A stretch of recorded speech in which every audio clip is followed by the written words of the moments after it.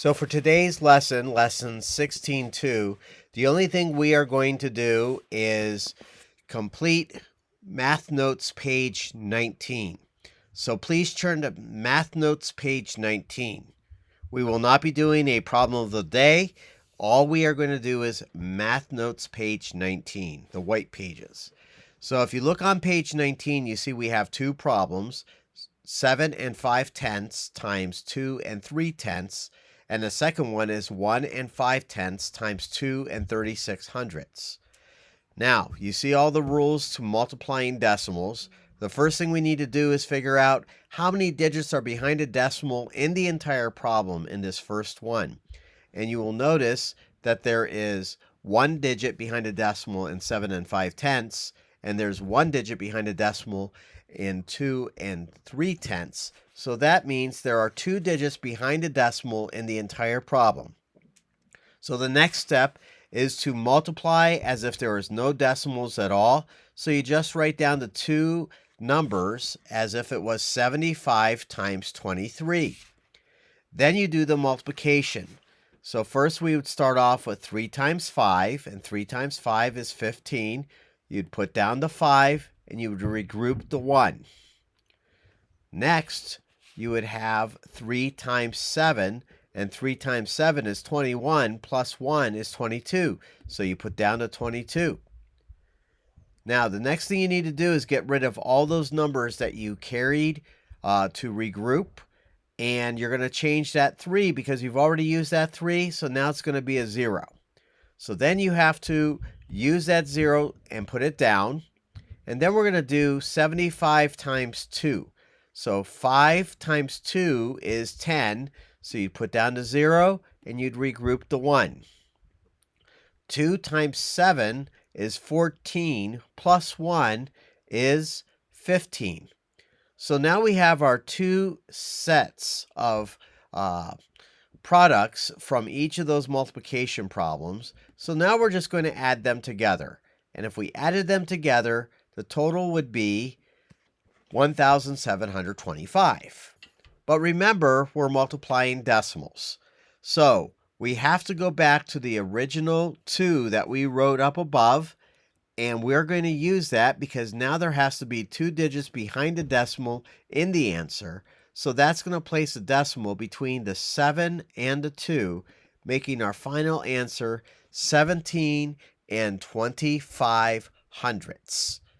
Now, the second problem, I would like you to do it yourself. So I'm going to give you some time right now to figure out how to multiply 1 and 5/10 times 2 and 36/100.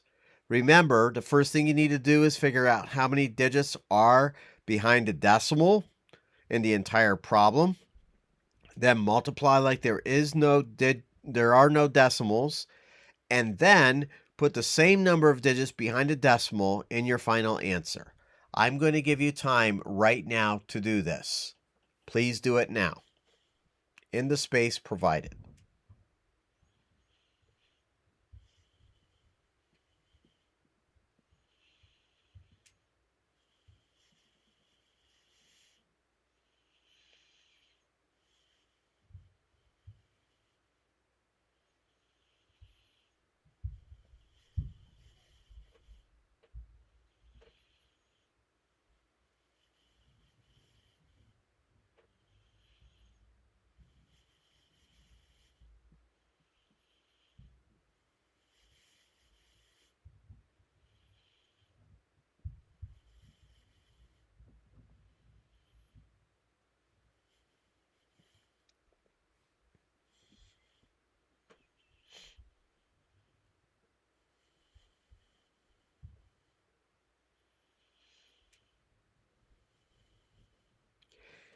If you took the time to multiply 236 times 15, whether you used a lattice, the standard algorithm, or the area model, you should have gotten the answer of 3,540.